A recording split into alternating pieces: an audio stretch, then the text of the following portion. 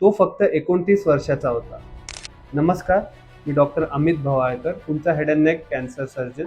काही दिवसांपूर्वी आमच्याकडे एक पेशंट आला ज्याला जिभेवर एक मोठी जखम होती.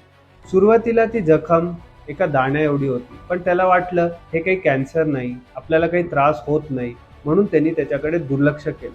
आणि मग हळूहळू वाढून वाढून ती जखम फार मोठी झाली. त्याला बोलायला त्रास चालू झाला, त्याला गिळायला त्रास चालू झाला, त्याला खायला त्रास चालू झाला, त्याला सिव्हिअर पेन चालू झालं, ज्याला आपण रेफर्ड पेन म्हणतो.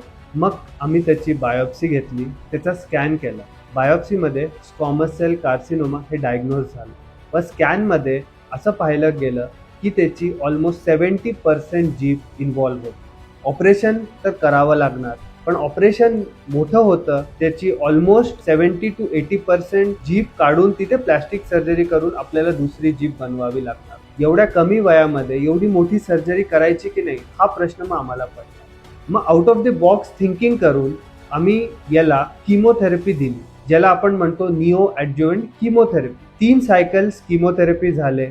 मग जेव्हा तो आमच्याकडे आला तेव्हा आम्हाला आश्चर्यच वाटलं. जी ट्यूमर 6 सेंटीमीटरची होती ती श्रिंक होऊन आता फक्त 1.5 सेंटीमीटर एवढी राहिली होती. मग आम्ही एक रिअसेसमेंटसाठी स्कॅन केला. स्कॅनमध्ये पण ट्यूमरनी खूप चांगला रिस्पॉन्स दिला होता. मग आम्ही डिसिजन घेतलं की त्याची सर्जरीला आपण पुढे जावं. सर्जरीमध्ये पोस्ट NACT मार्जिन्स आम्ही घेतल्या आणि ट्यूमरला कम्प्लिटली रिमूव्ह केलं आणि तिथे प्लॅस्टिक सर्जरीच्या माध्यमातून टंग रिकन्स्ट्रक्ट केली. फायनल रिपोर्ट आला. रिपोर्टमध्ये सगळ्या मार्जिन्स क्लिअर होत्या आणि जेव्हा पेशंट आमच्याकडे फॉलोअपमध्ये आला तेव्हा पेशंट वॉज टोटली फाईन. पेशंटचं खाणं व्यवस्थित होतं, पेशंटचं बोलणं व्यवस्थित होतं आणि पेशंट आता जॉबवर सुद्धा रुजू झाला आहे.